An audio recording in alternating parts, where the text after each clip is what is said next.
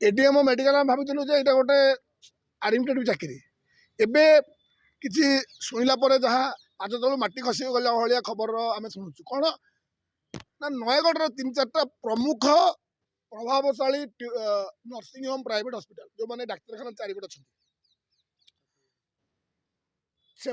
मालिक मैंने ये मैनेज कर कौन प्रति मसरे एडीएम मेडिकल जी सुपरिटेडेंट अच्छी और मैनेजर मेडिकल एमाने गोटे ड्यूटी चार्ज दौरान कौ डाक्तर कौ नर्सिंग स्टाफ कौ ओटी बसवे पैथोलॉजी किए बस गायनिक किए बस सर्जरी किए बस एमरजेंसी किए ओपीडी एमरजेंसी किए बस लेबर रूम किए बस दौरान से जरिया जो पेसेंट मैंने आसुँच से जरिया एमाने से जो नर्सिंग होम मान मैनेजर एम पोस्टिंग से जगह ड्यूटी दौरान से ने एवं डाक्तर मैंने जाकि जगह ऑपरेशन करेंगे रात 12टा जाए चलती नयगढ़ बर्तमान से काम सीडीएम बोधे कड़े जाऊना सम्मान दृष्टि ऑपरेशन करने छाड़देले भावी समस्त डाक्तर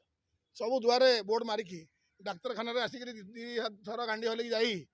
दुआरे बसिक 300 लगे आदाय कर बर्तमान रोगी देखा चली लोक शोषा चली नर्सिंग होम मैंने मुझे उदाहरण देवी